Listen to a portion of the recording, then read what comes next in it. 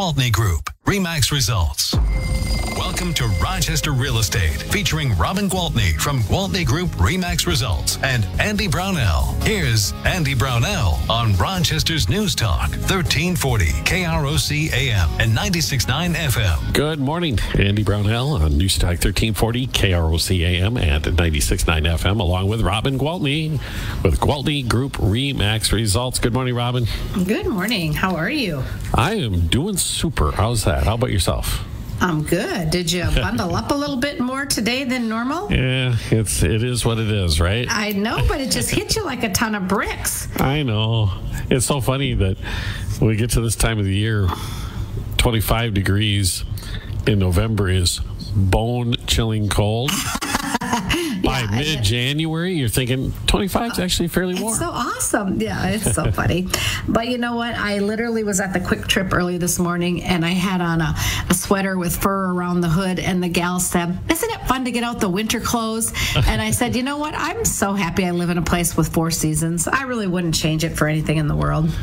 You know, and I ran into a Mayo Clinic fellow this week, and he's not from here, from out east, and came to Rochester with no intention of staying here. Came here for residency, right, and then decided to stay for fellow, and the whole time going back to family in Pennsylvania or wherever it was all the time. And he goes, you know, this place is kind of warming on me. He goes, I'm kind of conflicted now that I'm nearing the end of my fellowship. I might want to stay here. Yeah, and it was the winter. He goes, I hate the winters, but every time I get to, the spring, it's so beautiful here in the summer.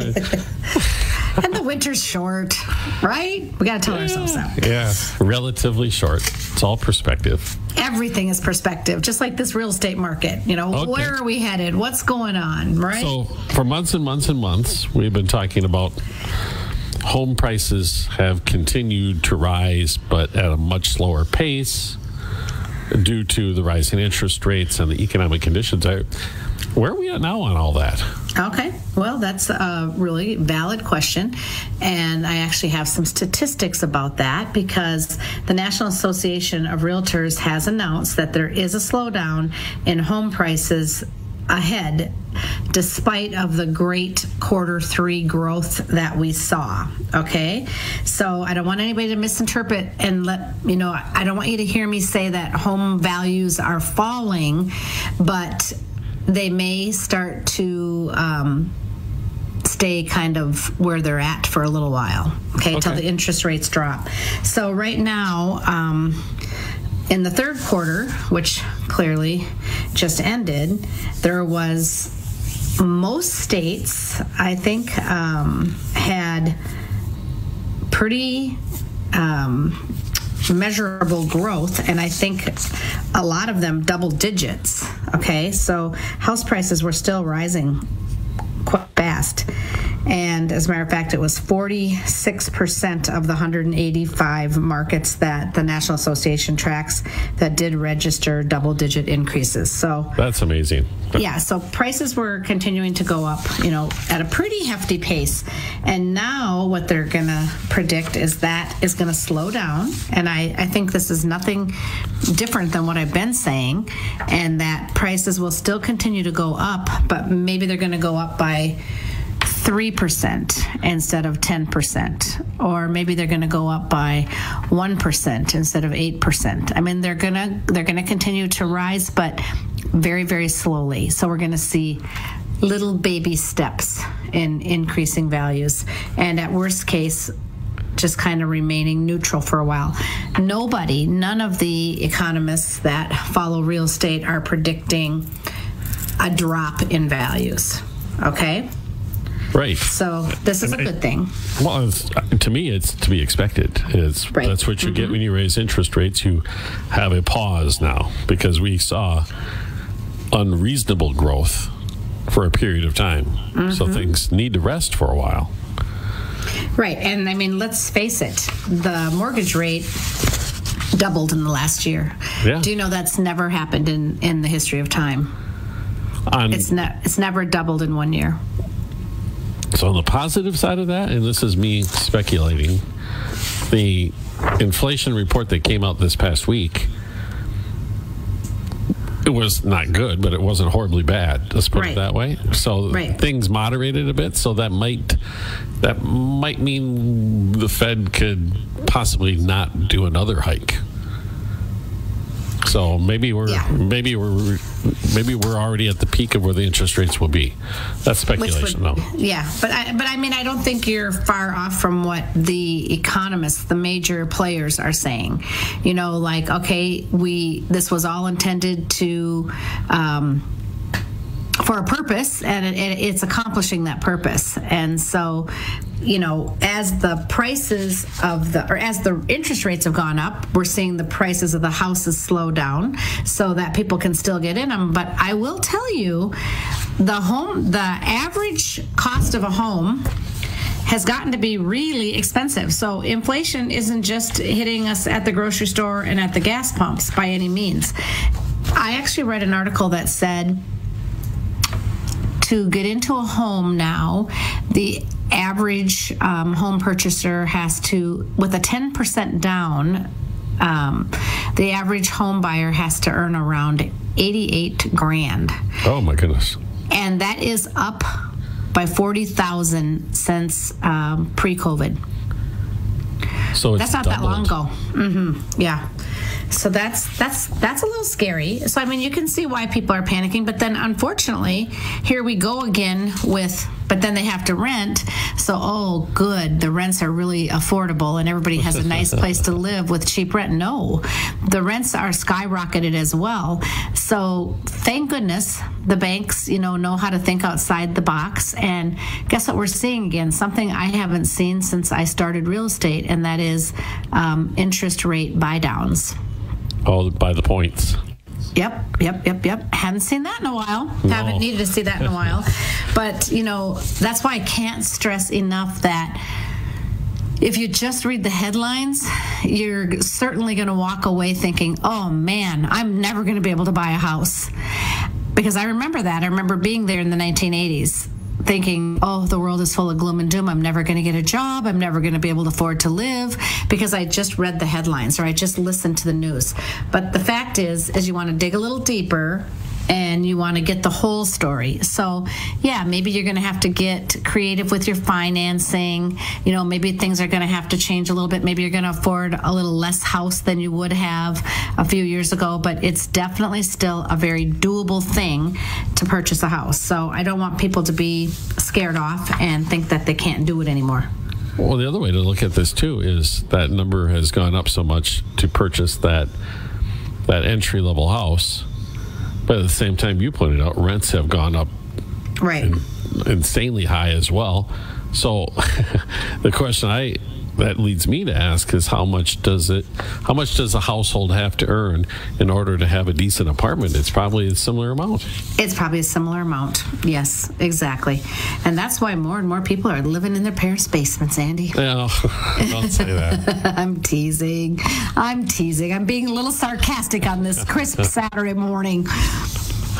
Oh, but it does beg the question: if if you're in a place now thinking you can't buy the home because of the cost of the home, you should look at what you're paying for rent, and can you really be affording to pay that rent?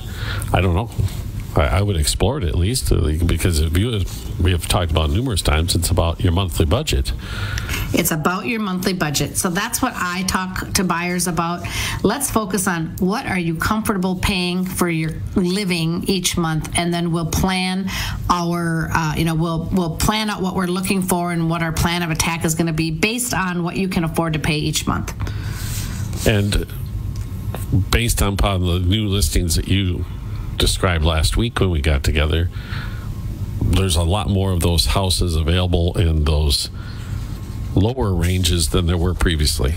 Those yes, were and I do have before. those, and I have those stats because I do have the Rochester market report. Okay. So I don't know if you want to take a break or. I do. Perfect timing. Awesome. I knew you were going to say that. All right. We'll be back with more with Robin Gwaltney Group RE/MAX results in a moment on News Talk 1340 KROC AM and 96.9 FM. We'll be right back with Robin Gwaltney and Andy Brownell on Rochester Real Estate. This is News Talk 1340 KROC AM and 96.9 FM. You have the Gwaltney from Gwaltney Group RE/MAX Results and Andy Brownell on Rochester's News Talk 1340 KROC AM and 96.9 FM. We are back on this chilly Saturday morning. Robin Gwaltney with Gwaltney Group RE/MAX Results. And you mentioned you have the numbers. Yes. The market report numbers. I'm always interested in this. And this is just a few days old. I think I pulled this together on Thursday or so. So it's pretty accurate. So currently, we have 140 sales pending. Now, this market report is for Rochester, okay? Okay. So 140 sales pending. So that means they've gone under contract, they've cleared their inspections or whatever other contingencies they had, and they're just waiting period to close. Okay, so they're as good as sold, but not sold until the signed on the final line. So 140 of those. And as far as listings that are still currently active for sale, we have 279 more. So when you do the pending ratio, you divide the 140 by the total of 419, and it's 33% that are pending. So a third of what we had in inventory is pending. So 2/3 is not. So what does that actually mean? Well, when that pending ratio, that indicates the supply and demand of the market, right? So if it's a high ratio, excuse me, if it's a high ratio, that means that the listings are in demand and quickly going to contract. If it's a low ratio, that means we don't have enough buyers for the existing supply. 50% is neutral, right? So 3% is going toward the buyer's favor.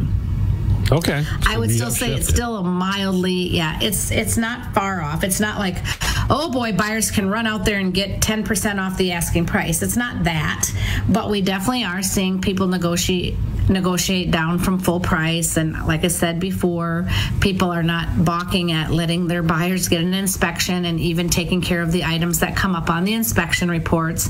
So those kind of things we have been seeing over the last, I would say 4 to 6 weeks, but we're going to see more of that. And the average days on market most recently is 46 days.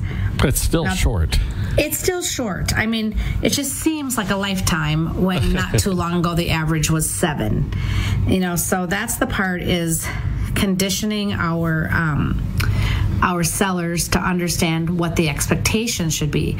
I think that, and you've heard me say this before, and I don't like to repeat, but I think some things just need to be repeated.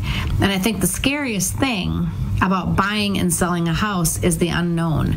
And so I think as professionals, if we are setting clear expectations for both sellers and buyers, we can remove a lot of that, and we can help make the process a lot less stressful. I can see that completely. If you go in the door and say, the market's shifted, and I know your neighbor sold their house in 3 days, but these interest rates have changed all that, and now it's going to take maybe a month or 2. Exactly. And it's really up to us, because if there's no conversation, we go away with 2 different sets of expectations, and that seller might still feel really confident that the same thing that happened for the neighbors is going to happen for him. And if we don't actually talk about it out loud and make sure that they understand, because the truth is most sellers are very reasonable, and they understand that as realtors, we don't control the market, we just understand it. And we work in it. And so we have to be able to tell them what to expect. And I know you've heard me say, think about climbing a mountain. You want the best guide you can get, right? And the trickier the mountain or the trickier the market, the better guide you're going to want. Yes. I want that experience at this point as well. So let's kind of break it down to what we have available, because it's always that $200,000 to $300,000 price, right? I mean, most of our pending listings have been in that price range, and actually most of our active listings are in that price range. So of the 279 active, I think we only have, let's see, 15, 19, 30 that are above 800,000. So that means we have 249 that are below. And then if we look at it, looks like we've got only 60 above 500,000. So most of our listings are below 500,000, but between 200 and 300 we've got 64. Between 300 and 400 we've got 55. But right before we came into this segment, you said there's more affordable homes out there. Between 100 and 200, we actually have 27 active listings. Wow, that is a change. Yeah, so there are more out there. If you've had to decrease your budget, the good news is the inventory that you have to choose from has multiplied. So, there's always a brighter side. There's always a positive. Days on market, it looks like the market average has actually been 67, and the market median has been 46. Okay. So yeah, it's taken a month and a half, 2 months to get your house sold. It's just a little different. And we have said this before. It wasn't that long ago, a matter of years. It was 3 months was normal. Right. It wasn't until we didn't start getting stressed. When I got into the business, we didn't start getting stressed out about a listing until after it sat on the market 6 months. Yeah. And now it's like the stress comes on much, much quicker, like after the third week, because it's just, we're still trying to condition sellers and even agents, because I've said, the statistics about the numbers of agents that have worked in this climate, it's pretty mind-blowing, because most haven't. Most have never seen a median days on market of 46. Most have never seen an interest rate above 4%. Oh, goodness. Yeah, exactly. And here we are, just hovering right around 7%. So that's when it's time for them to learn about the adjustable rates and the interest rate buy downs. And so there's a lot to learn, And I still, every time I hear that, oh my God, the rates are 7%, the sky is falling, I go, well, from my perspective, that used to be a pretty good rate. Right. Oh, goodness. Well, we do have to take another break so we can continue delving into the numbers a little bit with Robin Gwaltney, Gwaltney Group RE/MAX results. Back in a moment on News Talk 1340, KROC AM and 96.9 FM. We'll be right back with Robin Gwaltney and Andy Brownell on Rochester Real Estate. This is News Talk 1340, KROC AM and 96.9 FM. You wash your hands, you brush your teeth, but what about the nose? Robin Gwaltney from Gwaltney Group RE/MAX Results and Andy Brownell on Rochester's News Talk 1340, KROC AM and 96.9 FM. We are back with Robin Gwaltney, Gwaltney Group RE/MAX Results. And we've been talking, Robin, about the latest market report, snapshot on what's happening. Yes. So now I'm going to look at some kind of broader numbers, like just how things are going month over month or year over year, because it's kind of interesting. It seems like we're all of a sudden inundated with inventory, because people are like, oh, there's so many more houses on the market. Well, we have literally 1 year change in homes for sale is up 4.9%. Gosh. So we have 5% more houses for sale. So it's not a ton, but if we have 5% more, plus they're sitting around a little longer, it just seems like more. Okay, yeah, I get it. The median... Oh, go ahead. I'm sorry. No, I was going to say, what you described too, I think you said about 10% of the homes that are listed right now are above 500,000, and I think you had a lot more. Oh my gosh, yeah. Right? For a while, that high end was going crazy, because we had that whole phenomenon of buyers jumping from their starter home to their dream home because of the interest rates being, 2.25 or 2.5 or 2.75 or whatever they got locked in at. And they're like, whoa, at this price, I can just afford to skip the $500,000 house and go from my $300,000 house to my $800,000 house or whatever. They just missed a step on the ladder. So, yeah, we did have a lot of sales in the high end last year. I think I personally sold, 7 or 8 houses that were more than $1 million. Wow. So, yeah, there were a lot of high end sales last year. It might even been more than that. But the median sales price, so I talked about how prices are going up. This is confusing because a sales price and a home value are not the same thing. And the reason I say that is because we're very well aware that most homes were selling above value, right? So we have to take that into consideration when I say that year over year, the median sales price has only gone up by 0.8%, so not even a full percent. So does that really mean that our home values in our market only went up by less than 1%? No, it's not the case at all. It's just that because they were selling above value and now they're not, right? So then couple that with the fact that the home values have increased, that's how you get to that number. Sure. So I just want to make it clear. And actually, considering what's happened with that number is actually higher than I would have anticipated. Yeah, I mean, the thing is that prices moved higher. I mean, the median sale price was $253,950. Okay, and that means that I think we were at like 249. I don't know. It was really close. So they didn't move a lot, but definitely went up. Oop, I hear a dog barking. That happens once in a while. That's what we get when we're no longer in the studio, right? It's the studio. It's just not where it was before. Yeah, a portable. Yeah, mobile. There you go. Anyway, now I lost my train of thought. Sorry about that. Yep, that's okay. I did too. This one I did find, this stat I did find interesting because we had been dropping in our number of closed sales. We had been dropping at a much slower rate than many parts of the nation, but it seems like we have rapidly caught up because 1 year change in closed sales has been 30% for us. Really? Yeah. So that's quite a few. That is. Mm-hmm. These numbers always have an interesting twist to them.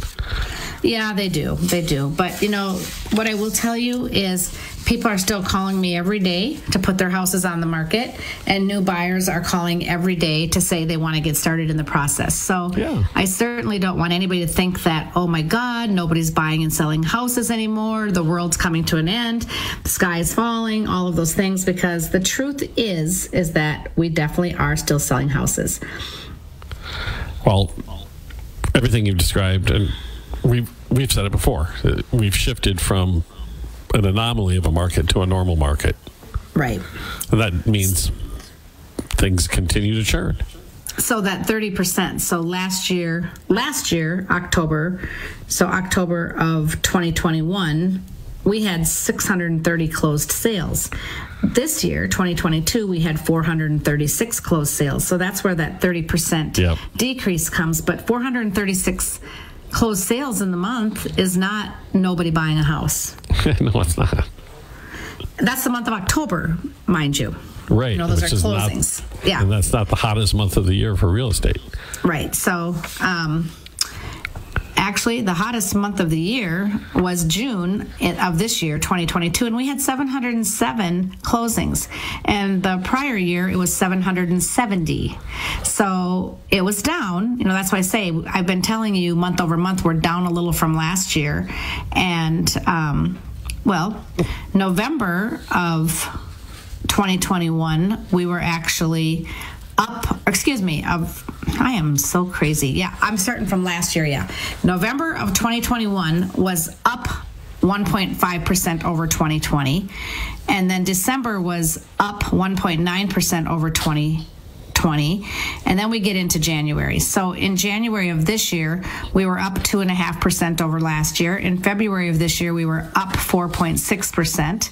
March, we were up 6.7%. April, we were up 1%. Then May, we went down by 2%. June, we went down by 6%. July, we went down by 10%, month over month now, okay? Right. And August, we were down 5%.